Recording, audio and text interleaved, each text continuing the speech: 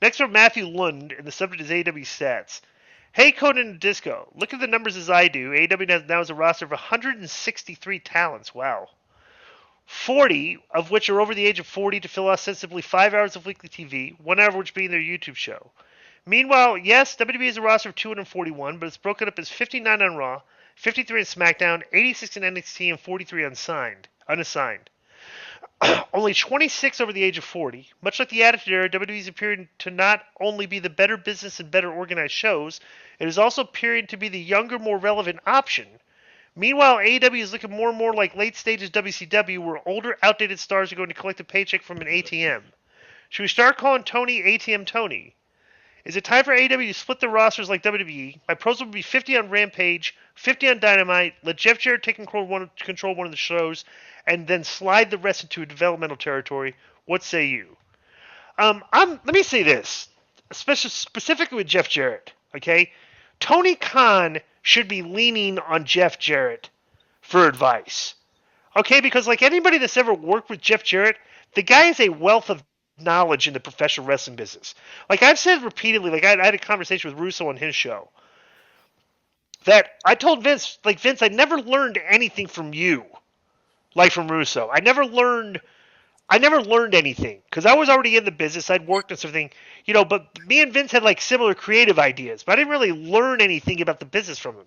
I learned a lot of stuff from Jeff and Dutch about things that I never would have even thought of. And it's like these guys are just like encyclopedias of knowledge of the professional wrestling business. They're kind of like they're a little old school in their angles and thinking everything. But like for like formatting shows, how to do an angle, story to like they're just like Tony could really use Jeff a lot. Like he needs a guy like that. Would you agree with that, Konnan? I said it many times. I'll say it one more time.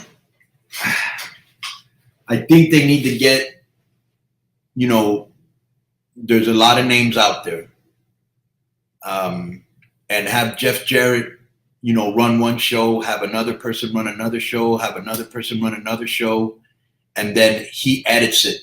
And whoever's doing, good numbers, you keep them there. And if not, you put somebody else. It's mind-boggling to me that Tony has the time or even has the energy or even has the creative makeup to make 4 shows pop, because that's what he kind of has now, right? How many shows? Mm-hmm. 6.